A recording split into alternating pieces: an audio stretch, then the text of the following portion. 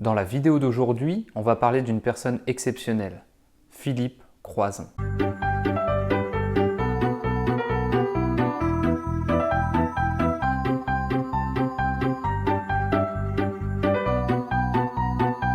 Bonjour et bienvenue dans cette nouvelle vidéo de Pas de stress, merci de me rejoindre. Et aujourd'hui, on va donc parler de Philippe Croizon, qui est une personne qui est connue pour avoir traversé la Manche à la nage, alors que c'est une personne amputée.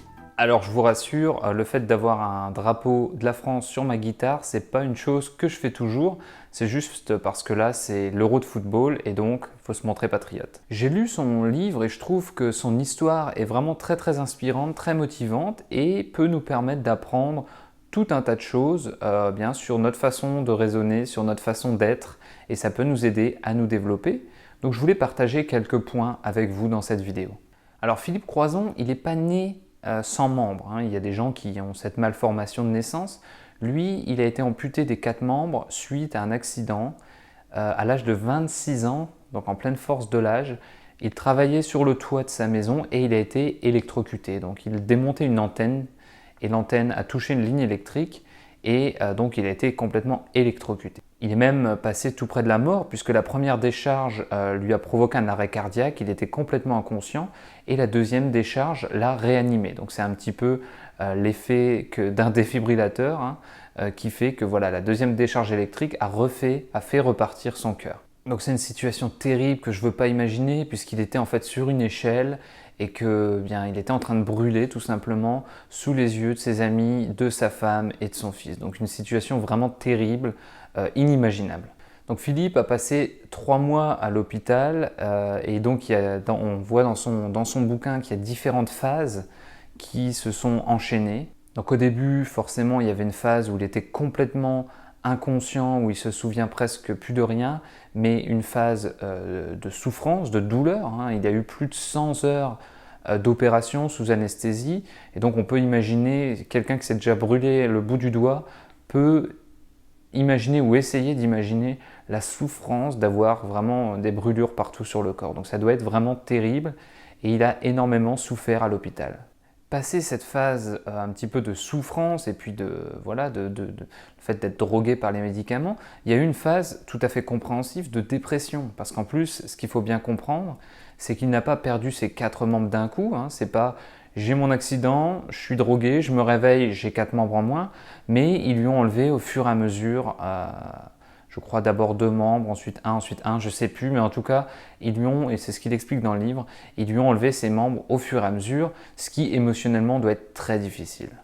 Et après ça, il a eu une phase d'espoir, parce que ça me semble être une personne qui a déjà vraiment une grande volonté, une grande force mentale, et lui, il explique dans son livre qu'en fait, on a tous cette force mentale en nous, mais que c'est les événements qui font que finalement, on est obligé. Donc lui, il a eu des idées noires, des pensées noires lors de sa phase de dépression forcément, mais il a réussi à se rattacher à des choses qui le motivaient et qui lui faisaient dire ça vaut le coup de continuer. Donc déjà, ce qu'il a fait, c'est qu'il a appris à reconduire, donc il a reconduit une voiture, il a appris ou réappris à nager en étant forcément aidé par des prothèses. 12 ans après son accident, il a écrit ce livre, donc forcément sans membre, il a dû utiliser une technique de reconnaissance vocale pour écrire ou faire écrire ce livre. Et en 1994, alors qu'il était encore à l'hôpital, sur son lit d'hôpital, il a dit qu'il allait traverser la Manche à la nage. Donc il allait rejoindre la France, enfin l'Angleterre à partir de la France, ou je ne sais plus, ou l'inverse. Dans tous les cas, qu'il allait traverser la Manche à la nage, alors qu'il était amputé des 4 membres. Et 14 ans plus tard, après 2 années de travail acharné, d'entraînement de plusieurs heures quotidiens, il a réussi effectivement à traverser la Manche en 13h26. Donc il a nagé 13h26 pour rejoindre l'autre côté du continent. Et il a continué à travailler, il s'est fixé d'autres objectifs, type le Paris-Dakar, il me semble avoir lu.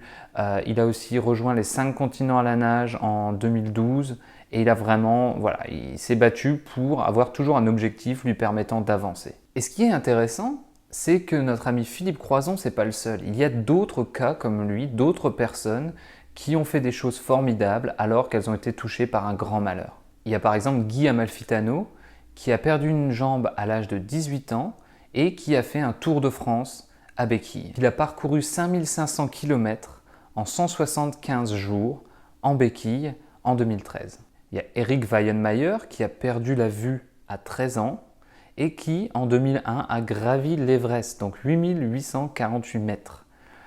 Un an plus tard, donc ça c'était en 2001, en 2002, il avait réussi à gravir les 7 sommets de plus de 8000 mètres. Il y a Aaron Fotheringham qui s'est retrouvé en fauteuil roulant à 3 ans et qui, à 14 ans, a réussi à faire son premier salto avec son fauteuil roulant. Et depuis, il fait plein d'acrobaties en fauteuil roulant. Donc vous voyez, ça ce sont vraiment que quelques exemples, ce sont 4 exemples isolés, mais il y a plein de personnes qui ont été touchées par un grand malheur, qui sont, voilà, où on ne pourrait pas s'imaginer être à leur place et qui pourtant réussissent de grandes choses, réussissent même des choses que des valides ne sont pas capables de faire. Moi je retiens comme ça de but en blanc 3 leçons de tout ça. La première leçon, c'est que la vie ne tient à rien.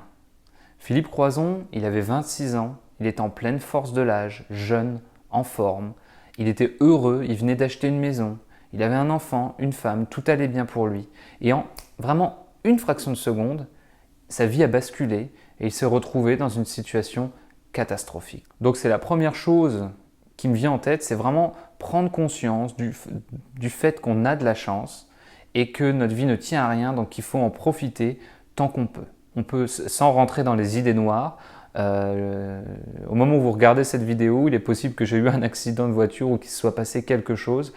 La vie tient à rien et sans être sans arrêt en train d'y penser et stresser dessus, ce n'est pas du tout l'objectif.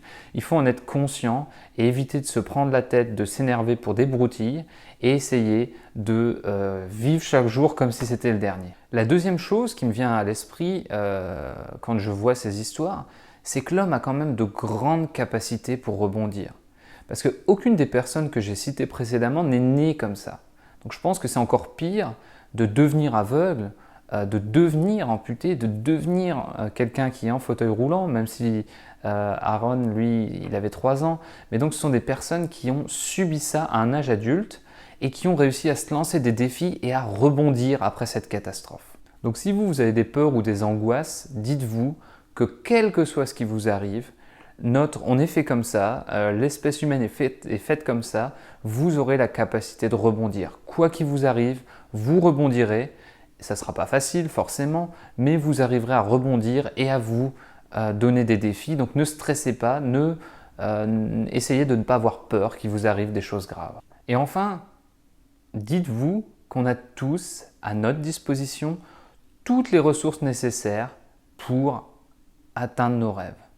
Si ces personnes qui ont des ressources physiques très limitées arrivent à faire ce qu'ils ont fait, de notre côté, alors qu'on est en pleine possession de nos moyens, toutes les portes sont ouvertes. On peut faire ce qu'on veut, à condition bien sûr d'y mettre le cœur, d'y travailler, d'avoir la motivation. Donc balayez les excuses que vous pouvez vous donner parfois. J'ai pas le temps, j'ai pas assez d'éducation, j'ai pas assez de ressources, j'ai pas assez d'argent, j'ai pas assez de support, d'amis qui m'aident, etc.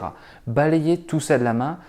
Eux n'avaient rien, ils n'avaient aucun support en tout cas au niveau de leur physique et ils ont réussi à se dépasser pour atteindre leurs rêves et vous le pouvez aussi, vous avez toutes les ressources à votre disposition pour ça. Donc voilà, j'espère vraiment que cette vidéo vous aura inspiré et vous aura permis comme moi de relativiser certaines choses. Je vous recommande de lire le livre de Philippe Croizon qui s'appelle « J'ai décidé de vivre ». Je l'ai commandé sur Amazon et voilà, il se lit très bien. Il y a à la fin, donc lui il raconte son histoire et à la fin il y a les témoignages de sa famille, de son fils qui a tout vu, des gendarmes je crois qui sont venus le chercher, des pompiers, etc. Dans tous les cas, c'est vraiment un livre qui vaut le coup d'être lu parce qu'il faut essayer de s'exposer à tout un tas d'idées différentes pour évoluer. Donc merci beaucoup de me regarder, merci d'être si nombreux à me suivre sur YouTube, sur Facebook, etc. Et je vous attends sur la page Facebook de Pas de Stress pour en discuter. Merci et à très bientôt.